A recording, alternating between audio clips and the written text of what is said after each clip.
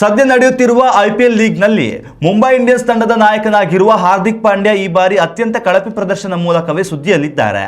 ತಂಡದ ನಾಯಕ ಹಾಗೂ ಆಟಗಾರ ಯಾವುದರಲ್ಲಿಯೂ ಹಾರ್ದಿಕ್ ಪಾಂಡ್ಯ ಪ್ರದರ್ಶನ ಉತ್ತಮವಾಗಿರಲಿಲ್ಲ.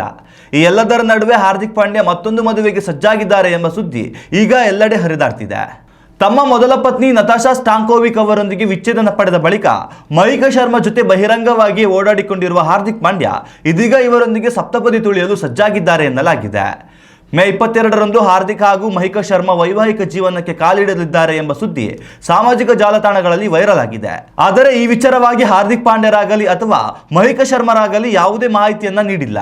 ಸದ್ಯ ಐಪಿಎಲ್ನಲ್ಲಿ ಅತ್ಯಂತ ಕಳಪೆ ಪ್ರದರ್ಶನ ತೋರುತ್ತಿರುವ ಹಾರ್ದಿಕ್ ಅಭಿಮಾನಿಗಳ ಕೆಂಗಣಿಗೆ ಗುರಿಯಾಗಿದ್ದಾರೆ. ಪ್ಲೇ ಆಫ್ ರೇಸ್ನಿಂದ ಮುಂಬೈ ಹೊರಬಿದ್ದಿದೆ. ಹೀಗಾಗಿ ಮದುವೆ ಕಡೆ ಗಮನ ಕೊಡೋಕೆ ಪಾಂಡ್ಯ ಮುಂದಾದ್ರ ಎಂಬ ಪ್ರಶ್ನೆ ಸೋಷಿಯಲ್ ಮೀಡಿಯಾದಲ್ಲಿ ಹರಿದಾಡ್ತಿದೆ. ಉತ್ತಮ ಸಂಸ್ಕಾರಯುತ ಶಿಕ್ಷಣದೊಂದಿಗೆ VSS English medium CBSE school Udupi Muddur.